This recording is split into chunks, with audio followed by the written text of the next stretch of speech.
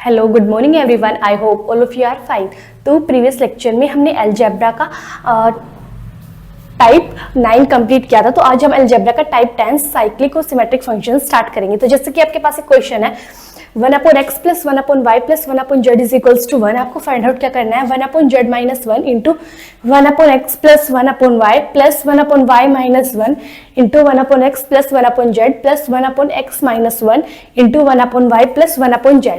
तो जो ये फंक्शन आपके पास गिवन है यहाँ पे, ये फंक्शन साइक्लिक है यानी सिमेट्रिक है। हमें कैसे पता चला कि ये फंक्शन है साइक्लिक सिमेट्रिक है? ध्यान से देखिए, आपके पास यहाँ पे यानी तीन वेरिएबल है, एक तो x, एक y, एक z। एक बार x y के साथ आ रहा है, एक बार y z के साथ आ रहा है, एक बार z x के साथ आ रहा है। देखिए यहाँ पे x y z तीनों फंक्शन है, इसमें भी x y z तीनों फंक्शन है। और जो ये थर्ड टर्म लिखे हैं आपके पास, यहाँ पे भी x y और z तीनों फंक्शन है। यानी एक कैसा फंक्शन है? साइक्लिक और सिमेट्रिक फंक्शन है।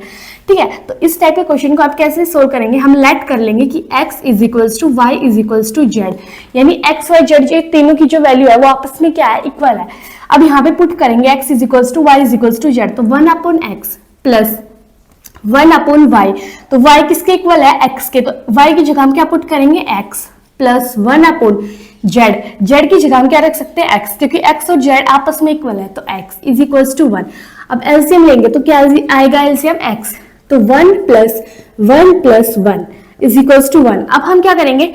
यहाँ पे सिंप्लीफाई करेंगे तो 1 प्लस 1 2 प्लस 1 3, तो 3/x इज इक्वल्स टू 1। अब हम क्या करेंगे? क्रॉस मल्टीप्लाई करेंगे तो यहाँ से x की वैल्यू क्या आएगी? 3, और हमारे पास x is equals to y is equals to z है, और इन तीनों की वैल्यू क्या है? मतलब 3। अगर x की वैल्यू, ये तीनों आपस में इक्वल है, अगर x की वैल्यू 3 है तो y की भी 3 है, इसका मतलब z की भी 3 है। अब ये कैसा फंक्शन है? ये साइक्लिक फंक्शन है। अब ध्यान से देखिए, हम क्या करेंगे? 1/z minus 1, z x y z तीनों की वैल्यू क्या है हमारे पास? 3, तो 3 माइनस 1 इंटू 1/3 प्लस 1/3 इंटू 3। अब आप ये सोचेंगे कि मैंने 1/3 प्लस 1/3 और ये यहाँ पे 1/3 माइनस 1, यानी यहाँ पे तो x y, यहाँ पे x की वैल्यू रखी, यहाँ पे y की, यहाँ पे z की, और इंटू 3 से मल्टीप्लाई क्यों किया? हमने 3 से मल्टीप्लाई इसलिए किया क्योंकि हमारे पास यहाँ पे 3 फंक्शन है।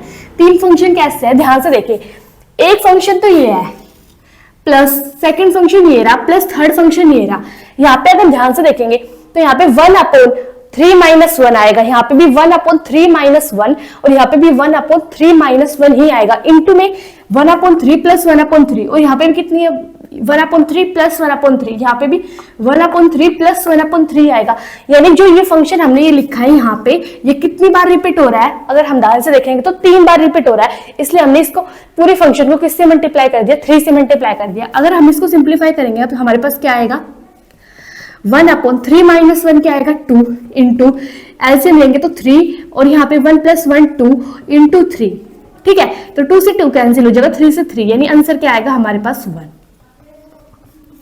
ठीक है, अब ध्यान से देखिए, अगर हम इस क्वेश्चन को 3 से मल्टीप्लाई करके सोल्व ना करें तो हम कैसे करते हैं? इसका सेकेंड वे था, इसको हम करते 1/3 माइनस 1 इंटू x की वैल्यू 1/3 प्लस 1/y, y की वैल्यू भी 3 प्लस 1/y माइनस 1, y की वैल्यू क्या है? 3, तो 3 minus 1 into 1/3 plus 1/3, similarly plus 1/3 minus 1 into 1/3 plus 1/3। अब ध्यान से देखिए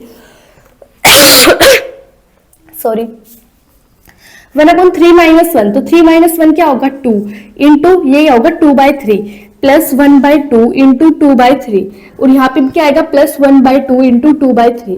तो ओवरऑल एलसीएम लेंगे तो क्या आएगा? 6, और ये आएगा 2 प्लस 2 4 प्लस 2 6, तो आंसर क्या आएगा हमारे पास? 1।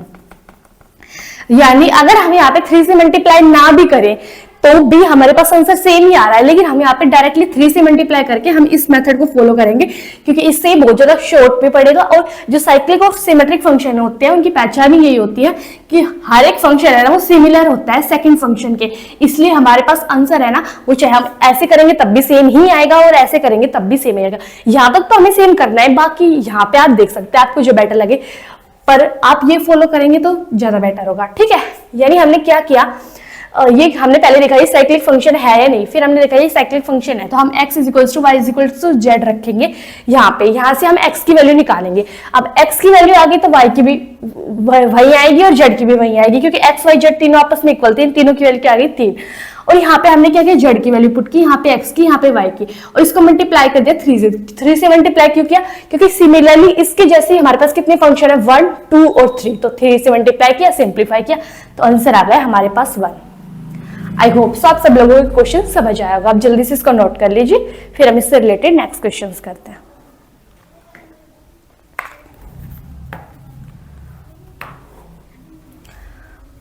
आई होप सो आप सब लोगों ने नोट कर लिया होगा।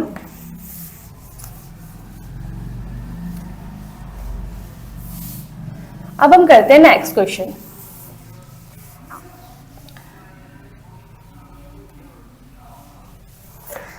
तो नेक्स्ट क्वेश्चन है आपके पास a अपॉन 1 माइनस 2a, यानी a upon 1 minus 2a plus b upon 1 minus 2b plus c upon 1 minus 2c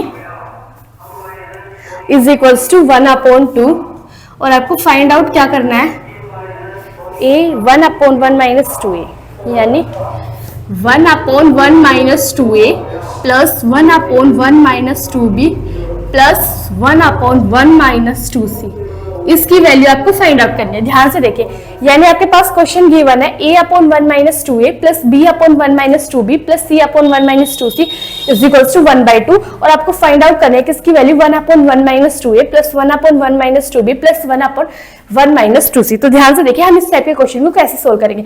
अब हम चेक करेंगे, पहले फंक्शन है, साइक्लिक है, सिमेट्रिक है, तो यहाँ पे देखेंगे हम 3 वेरिएबल है a b c, तो a b c, यहाँ पे भी एक बार a आ रहा है, फिर b आ रहा है, फिर c आ रहा है, सिमिलरली यहाँ पे भी a b c, यानी एक सिमेट्री हो रही है a b c की, ठीक है। तो हम यहाँ पे क्या करेंगे, लेट कर लेंगे प्रीवियस क्वेश्चन की तरह a is equals to b is equals to c, की a b c की जो वैल्यू है वो आपस में इक्वल है। अब यहाँ पे ध्यान से देखिए a अपॉन 1 माइनस 2a, अब इसके जैसे सिमिलरली 3 फंक्शन है, एक तो ये हो गया, एक ये हो गया, एक ये हो गया। आप यहाँ पे बोलेंगे सिमिलर कैसे है, क्योंकि हमने a is equals to b is equals to c let किया है, हम यहाँ पे b की जगह क्या रख सकते हैं a, क्योंकि b और a आपस में क्या है, इक्वल, तो यहाँ पे भी रखेंगे a, 1 माइनस 2 b की जगह रखेंगे a, तो a अपॉन 1 माइनस 2a बन जाएगा जो ऑलरेडी हमारे पास था।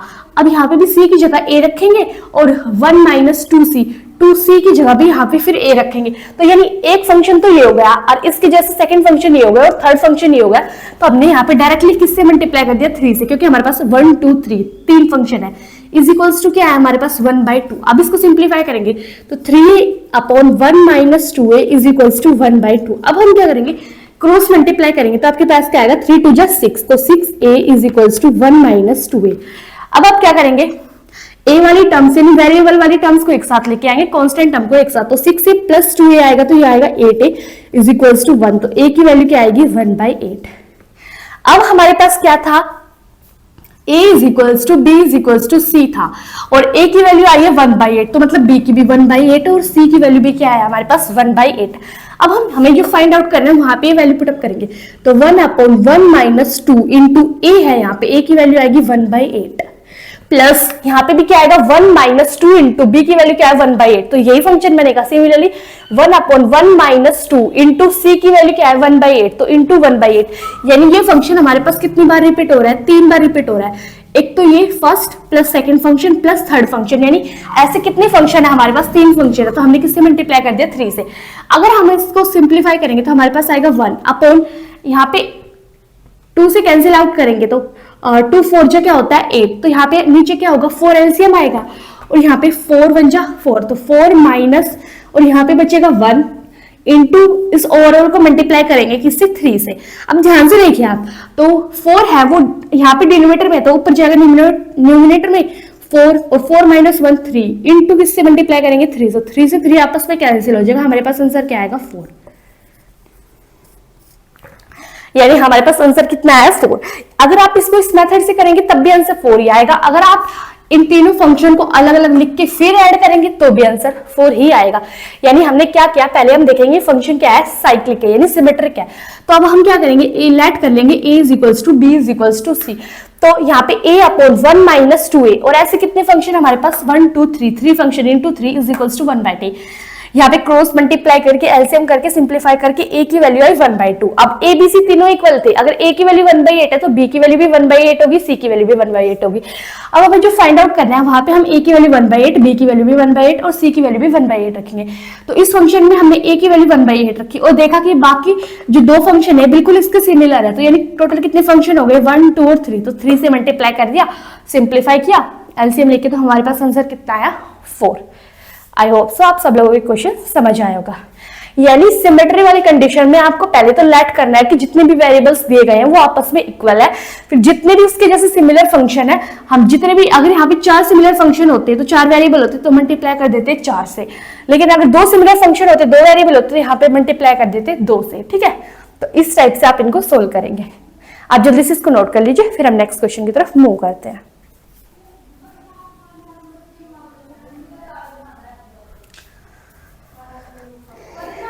आई होप सो आप सब लोगों ने नोट कर लिया होगा। तो अब हम करेंगे नेक्स्ट क्वेश्चन। तो नेक्स्ट क्वेश्चन में हमारे पास है जैसे कि, ठीक है, तो नेक्स्ट क्वेश्चन आपके पास x is equals to a minus b upon a plus b, यानी x की वैल्यू क्या है a minus b upon a plus b. Similarly आपके पास y की वैल्यू क्या है b minus c upon b plus c, b minus c upon b plus c, और सिमिलरली z की जो वैल्यू है वो आपके पास है c माइनस ए अपॉन सी प्लस ए। और आपको फाइंड आउट क्या करना है, आपको फाइंड आउट क्या करना है, ध्यान से देखिए, 1 minus x into 1 minus y into 1 minus z upon divide में क्या है 1 plus x into 1 plus y into 1 plus z. ये आपको फाइंड आउट करना है, यानी आपके पास एक्स वाई जेड की जो वैल्यू है वो गिवन है और आपको फाइंड आउट क्या करना है 1 minus x into 1 minus y into 1 minus z upon 1 plus x into 1 plus y plus 1 upon z की वैल्यू आपको फाइंड आउट करना है। तो ध्यान से देखिए हम इस क्वेश्चन को कैसे सोल्व करेंगे। पहले हम चेक करेंगे फंक्शन साइक्लिक है, सिमेट्रिक है। देखिए यहाँ पे फंक्शन कैसा है, सिमेट्रिक है। यहाँ पे एक्स वाई जेड, फिर यहाँ पे फिर से क्या आ रहा है एक्स वाई जेड, यानी फंक्शन कैसा है, सिमेट्रिक फंक्शन है। तो इसको कैसे सोल्व करेंगे, हम लेट कर लेंगे कि हमारे पास a is equals to B is equals to C, यानी ए बी सी की वैल्यू आपस में इक्वल है, तो x की वैल्यू निकालेंगे। तो a माइनस b और a आपस में क्या है इक्वल है, तो b की जगह हम a पुट अप कर सकते हैं, तो b की जगह हम रखेंगे a upon a plus b की जगह फिर से यहाँ पे a रखेंगे, तो a minus a that is 0 upon a plus a, ये क्या आएगा 2a, तो 0 अपॉन समथिंग क्या आएगा हमारे पास आंसर 0। फिर हम निकालेंगे y की वैल्यू, y की value b minus of c, तो c और b आपस में इक्वल है, तो c की जगह हम क्या पुट अप कर सकते हैं b अपॉन b प्लस, फिर से हम c की जगह क्या रखेंगे b, तो b माइनस b 0 और b plus b that is 2b, तो 0 अपॉन समथिंग क्या होता है हमारे पास 0। फिर हम निकालेंगे z की वैल्यू, z की वैल्यू कैसे निकालेंगे c माइनस a और c आपस में बराबर है, तो a की जगह हम क्या रख सकते हैं c अपॉन c प्लस, फिर से हम a की जगह क्या रखेंगे c, तो c माइनस c क्या आएगा 0 और c plus c that is 2c, और 0 अपॉन समथिंग क्या होता है 0।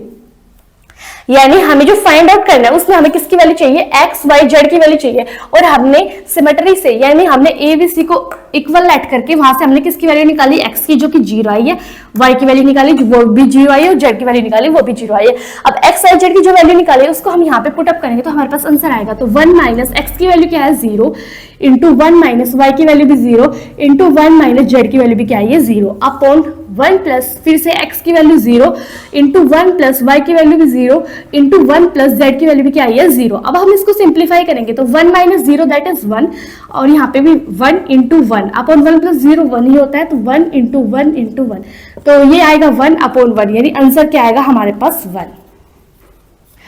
यानी हमारे पास जो क्वेश्चन गिवन है, फर्स्ट ऑफ ऑल हम चेक करेंगे कि जो गिवन फंक्शन है साइक्लिक फंक्शन है या सिमेट्रिक फंक्शन है, तो हम देखेंगे ये फंक्शन कैसा है, साइक्लिक है। अब हम क्या करेंगे, हम लेट कर लेंगे a is equals to b is equals to c, a b c को हम इक्वल पुट अप करके हमने वहां से निकालेंगे x की वैल्यू, फिर हम निकालेंगे किसकी वैल्यू y की वैल्यू, फिर हम निकालेंगे z की वैल्यू। फिर हमने देखा हमारे पास x की वैल्यू आई है 0, y की भी 0 और z की भी 0। अगर हम यहाँ से x y z की वैल्यू निकाली, अब हम क्या करेंगे, जो फाइंड आउट करना है वहां पे x y z की वैल्यू रखेंगे, फिर सिंप्लीफाई करेंगे तो हमारे पास आंसर क्या आएगा 1। आप जल्दी से इसको नोट कर लीजिए।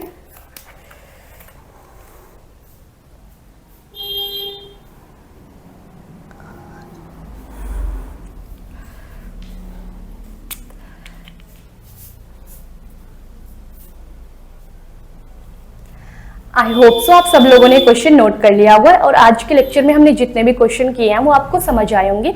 तो नेक्स्ट लेक्चर में हम इस टॉपिक को आगे कंटिन्यू करेंगे। अगर आपको वीडियो अच्छी लगी हो तो please like share and subscribe my channel. Thank you.